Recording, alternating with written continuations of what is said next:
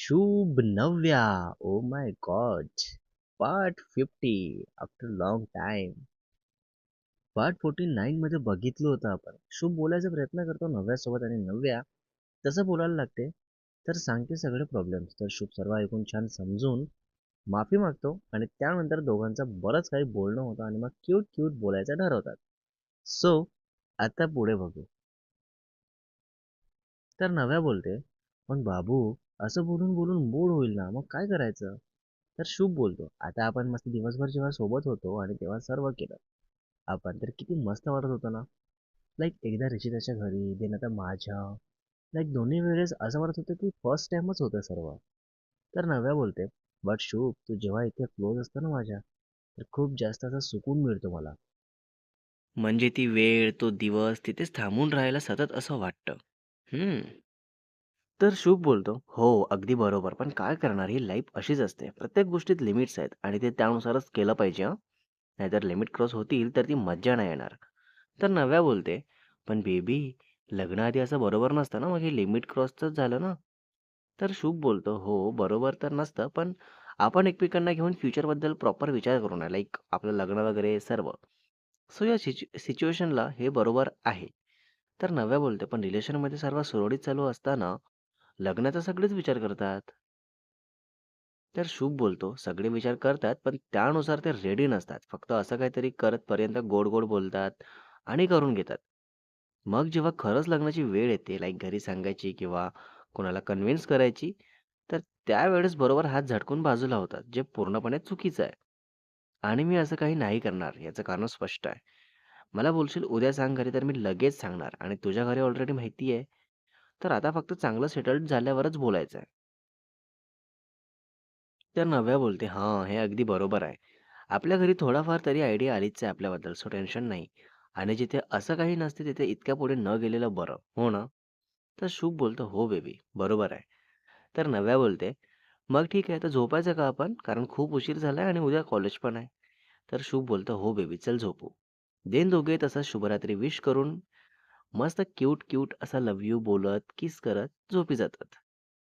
Finally दोघांमध्ये normal झालंय सगळं. सकाळी 6 वाजताच नव्या उठते आणि शुभला मॉर्निंग विश मेसेज करून फ्रेश होते आणि स्टडी घेऊन बसते.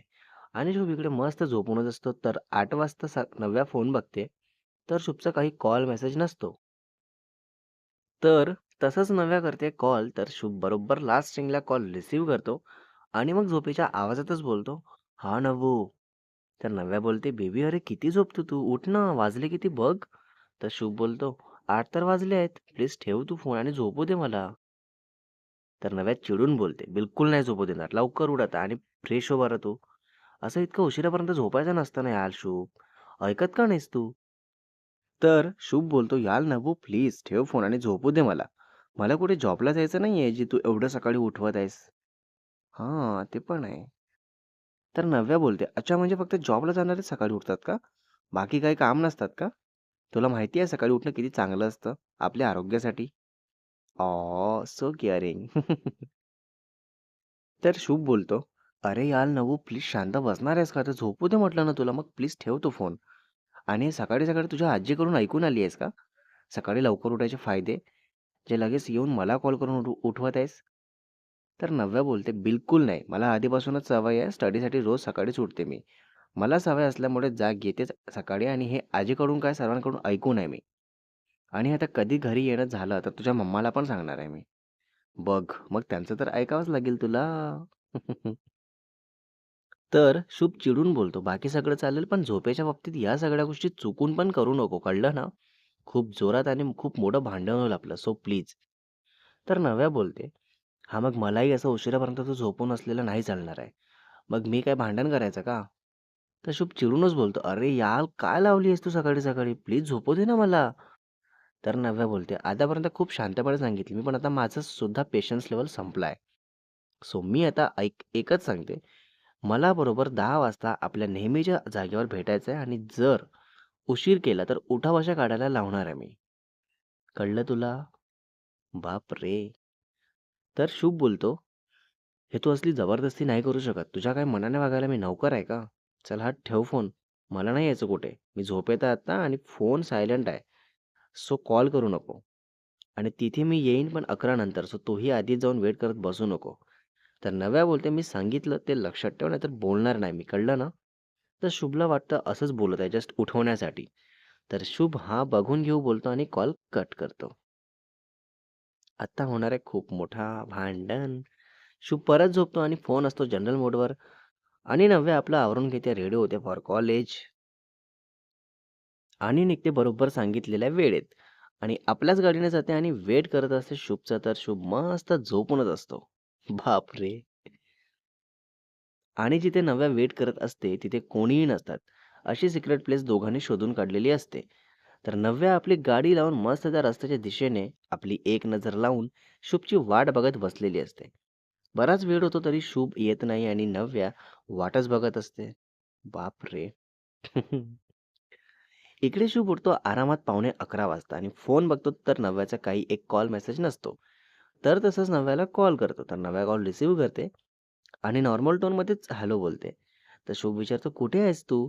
तर नव्या सांगते, "जे तुला सांगू नये तिथेच आणि त्याच वेळेपासून आहे." तर शुभ टाईम बघतो आणि बोलतो, "म्हणजे लास्ट 45 मिनिटपासून तू तिथेच एकटीच वाट बघत आहे?" तर नव्या बोलते, "हो." तर शुभला खूप राग येतो आणि काय बोलू काय नाही असं होतं. पण शुभ ठरवतो आता भेटूनच बोलणार जे काही आहे. झालं आता काही खरं नाही. आणि मग शुभ थांब तिथेच बोलून कॉल कट करतो आणि फ्रेश होतो फटाफट आणि तसंच चेंज करून बाईक काढतो आणि जातो नव्याकडे. तर नव्याकडे पोहोचेपर्यंत 11 वाजलेले असतात. तर शुभ बघतो आजूबाजूला, तर नव्याला सोडून कोणीही नसतात आणि मग शुभ बाईक स्टँडवर लावून नव्याजवळ येतो. तर नव्या पण अगदी रागातच असते.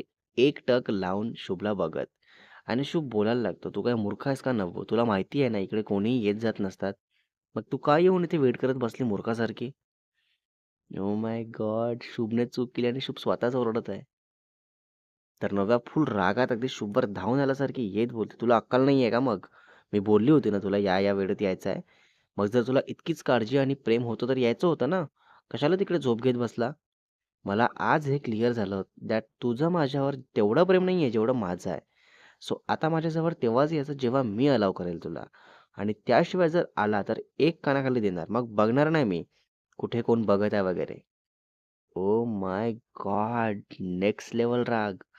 Next part is coming soon guys. काही खरं नाहीये शुभचं आता. पार्ट 51 मध्ये बघणार आहे आपण आता हेच भांडण कुठपर्यंत जाईल आणि शुभ कसं शांत करेल नव्याला आणि नव्या नेहमीसारखं माफ करेल लवकर की खूप जास्त चिडून ओरडून बोलणं बंद करेल आणि स्टोरीमध्ये पुन्हा पुढे काय बघायला मिळणार आहे तेही बघू. रायटर अँड एडिटर शुभ वासेकर. ओहो.